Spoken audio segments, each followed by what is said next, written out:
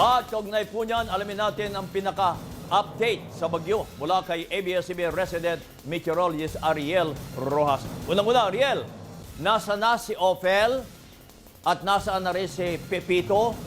At anong pinsala ang maaaring gawin ng naturang bagyo, lalo na si Pepito?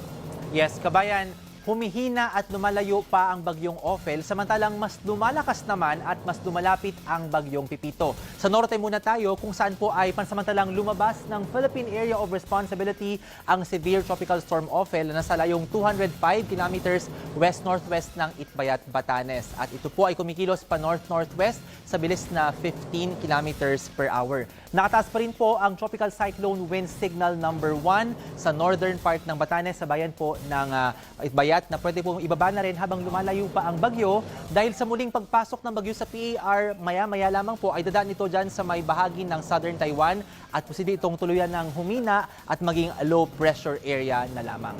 Samantala naman ang Typhoon Pepito nasa layong 465 km silangan ng Giwan, Eastern Samar, nasa gitna pa po yan ng dagat pero patuloy po ang paglakas. Ngayon po ay may maximum sustained winds na 150 km per hour at yung pagbugso umaabot na ng 185 km per hour. Mabilis po ang pagkilos ng bagyo pa west-northwest, 30 km per hour. Bilang paghahanda rin po sa paglapit ng bagyo dyan sa Eastern Visayas at Southern Luzon, nakataas na po ang Tropical Cyclone Wind Signal number 2 sa silangang bahagi ng Northern Samar, hilagang bahagi ng Eastern Samar at northeastern part ng Samar Province. At bagamat wala pang nararamdamang pagbugso ng hangin bilang babala po, nakataas na ang Wind Signal number 1 sa Aurora, Quezon Province kasama ang Pulillo Islands, Eastern Laguna, Marinduque, Camarines Norte, Camarines Sur, dyan po sa amin sa Catanduanes, maging sa probinsya po ng Albay, Sorsogon, Masbate, nalalabing bahagi ng Northern Samar, Eastern Samar at Samar Province at dyan sa Biliran. Signal number 5 ang pinakamataas na babala na pwedeng itaas pagdaan po ng bagyong Pepito dahil mag-iipon pa ng lakas mula sa dagat ang bagyo at posibleng umabot hanggang Super Typhoon category habang palapit dito sa may bahagi ng Samar at ng Kabikulan.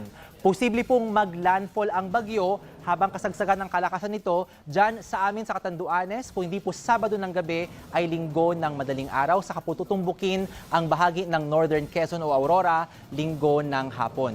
Tatawid po ang bagyo sa Central Luzon, palabas po ng West Philippine Sea at posibleng makalabas na ito ng Philippine Area of Responsibility sa araw po ng Lunes. Nananatili pong mataas ang uncertainty o di katiyakan sa track ng bagyo, kaya posible rin po ang pagtama ng bagyong Pepito dito sa may Northern Samar o di kaya po ay sa silangang baybayin ng Sorsogon, Albay at Camarines Sur. Magabago pa po ang pagtaya kaya lagi mag-monitor sa updates ukol sa bagyong Pepito. At kapamilya, napaka-mapaminsala pong hangin na pwede magdulot ng delubyo lalo po sa mga dadaanan ng eyewall ng bagyo hanggang 3 metrong storm surge dito po sa mga baybayin sa silangang bahagi ng Luzon at grabing pag-ulan ang dala po ng maging Super Typhoon Pepito na pwede po magdulot ng peligrosong sitwasyon habang tumatawid yung bagyo dito po sa malaking bahagi ng Luzon.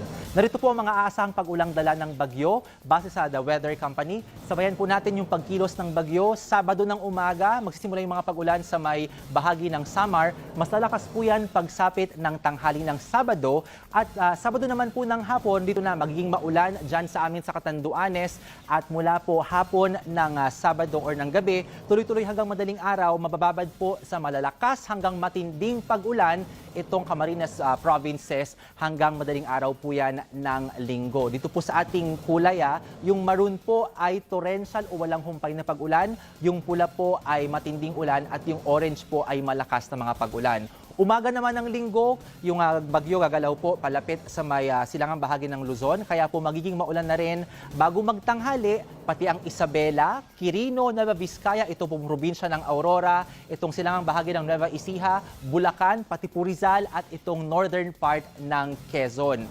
At pagtawid naman po ng bagyo ng hapon dito sa may Central Luzon, pati po buong Northern Luzon at itong malaking bahagi ng Central Luzon, makakaranas din po ng matindi hanggang walang humpay na mga pag-ulan.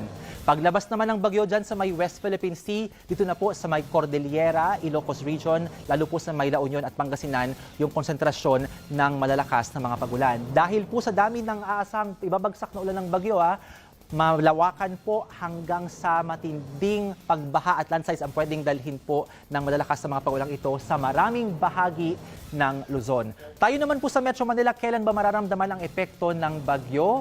Bukas po araw ng Sabado, maghapon pong magiging mainit at maaraw pa ang panahon dahil sa paglapit po ng bagyo, linggo po ng bago magtanghali, saka magsisimula yung mga pag-ulan sa hilagang bahagi ng NCR.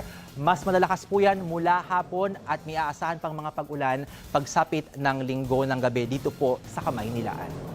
Yan po ang update sa lagay ng panahon. Ako po si Ariel Rojas. Ingat, kapamilya.